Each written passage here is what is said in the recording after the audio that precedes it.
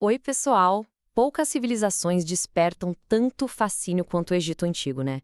As pirâmides, os faraós, todos aqueles mistérios, eles resistiram por milênios. Mas a pergunta é: como exatamente um povo que vivia no meio do deserto conseguiu construir um império que mudou o mundo? Essa história que a gente vai desvendar agora. Vamos começar pelo que todo mundo conhece, as pirâmides.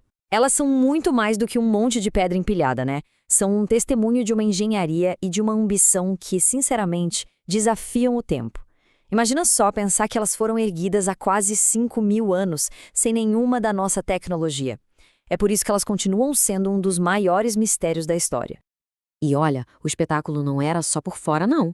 Dentro dessas tumbas, como a do famoso Tutancâmon, foram achados tesouros de ouro e de arte que mostram uma sociedade com uma riqueza e uma sofisticação incríveis.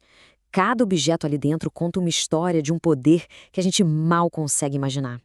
Então, a grande pergunta que fica é essa.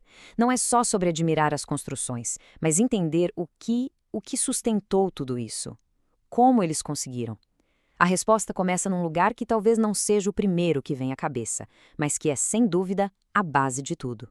Pois é, o segredo do Império Egípcio não estava no ouro ou nos exércitos. Estava na água.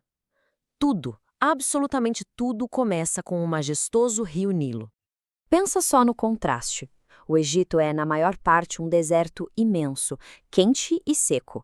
Mas, cortando essa paisagem toda, tem uma linha verde de vida. O Nilo simplesmente transformou uma terra que seria inabitável em um dos lugares mais férteis do mundo antigo. Era um verdadeiro oásis. E o segredo do Nilo era o seu ritmo. Ele tinha um ciclo previsível que era a base de tudo. As cheias anuais, que poderiam ser um desastre, na verdade eram uma bênção. Elas depositavam um lodo super rico em nutrientes, o que garantia colheitas gigantescas. E esse excesso de comida foi o que permitiu que a civilização toda pudesse crescer e florescer.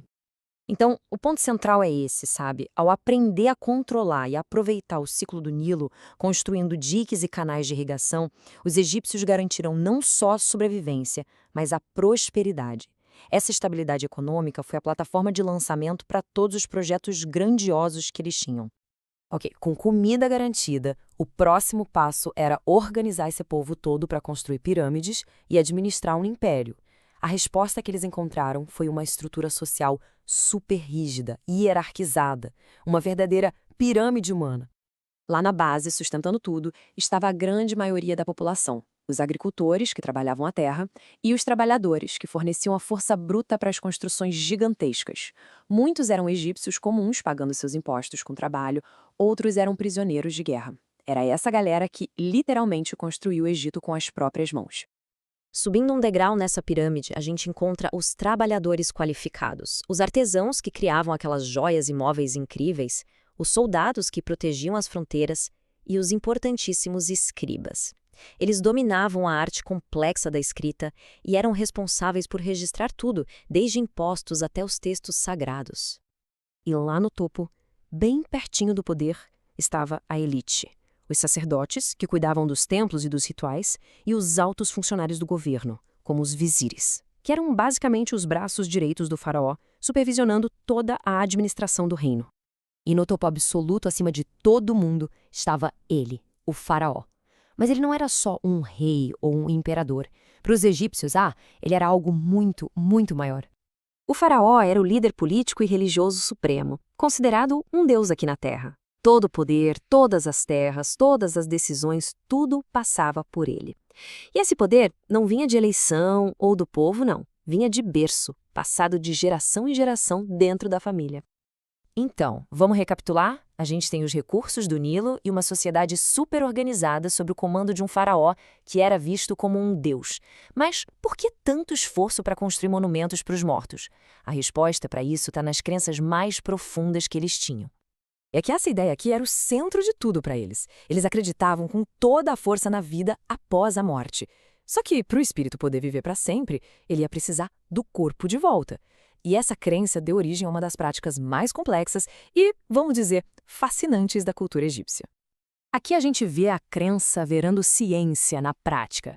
A mumificação era um processo super meticuloso para preservar o corpo para a volta do espírito.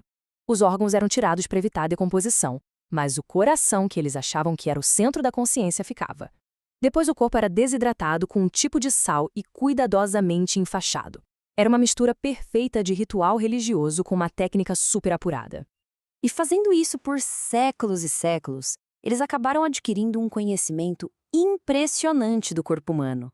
Existem papiros médicos que mostram que eles faziam cirurgias e tinham tratamentos para várias doenças. Um conhecimento que, sinceramente, estava muito à frente da época deles. E isso nos traz de volta às pirâmides.